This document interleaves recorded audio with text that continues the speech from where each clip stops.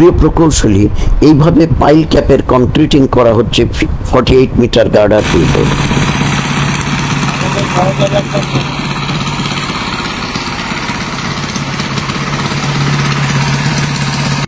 দেখো, ভাইব্রেটর দিয়ে প্রতিটি কর্নারে এবং প্রতিটি স্থানে যেন কংক্রিটিং হয় তা ইনশিওর করা হচ্ছে মেকানিক্যাল ভাইব্রেশনের মাধ্যমে।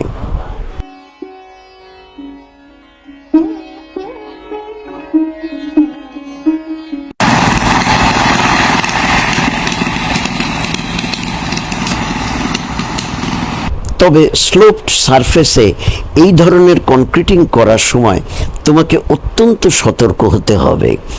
সেই সতর্কতাগুলো কি কি, চলো একটু সংক্ষেপে জেনে নিই।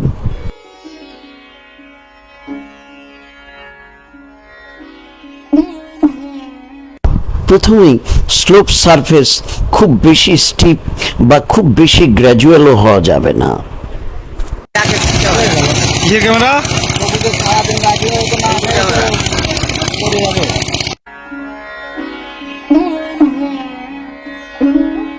খুব বেশি যদি স্টিপ হয় তাহলে কনক্রিট থেকে কোর্স অ্যাগ্রিগেট আলাদা হয়ে যাবে, অর্থাৎ সেক্ষেত্রে সেগ্রিগেশন হবে। জেনারেলি কনক্রিটের ফ্রি ফল আমরা 1 মিটারের বেশি অ্যালাউ করি না, কাজেই সেটি তোমাদের খেয়াল রাখতে হবে যদি স্টিপ সারফেসে তুমি দাও, অর্থাৎ সরাসরি যদি ফেলো।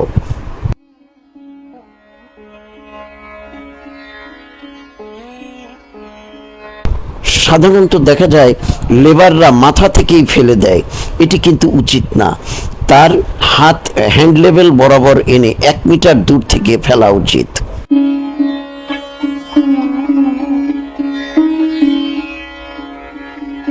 প্রিয় প্রকৌশলী, যদি সারফেস স্লোপ হয় তাহলে ম্যাক্সিমাম 1.2 মিটার থেকে 1.5 মিটার পর্যন্ত এর লেন্থ হতে পারে। কনক্রিটিংটা অত্যন্ত সাবধানে করতে হবে।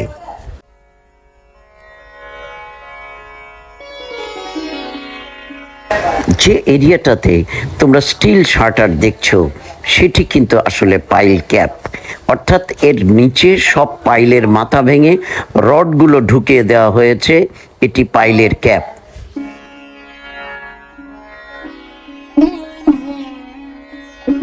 এই যে পাইলগুলো করা হয়েছে এটি কিন্তু শুধুমাত্র অ্যাপার্টমেন্টের জন্য।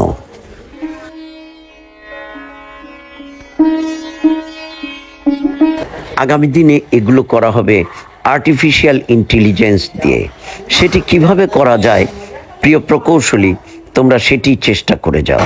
Thanks for watching. আল্লাহ হাফেজ।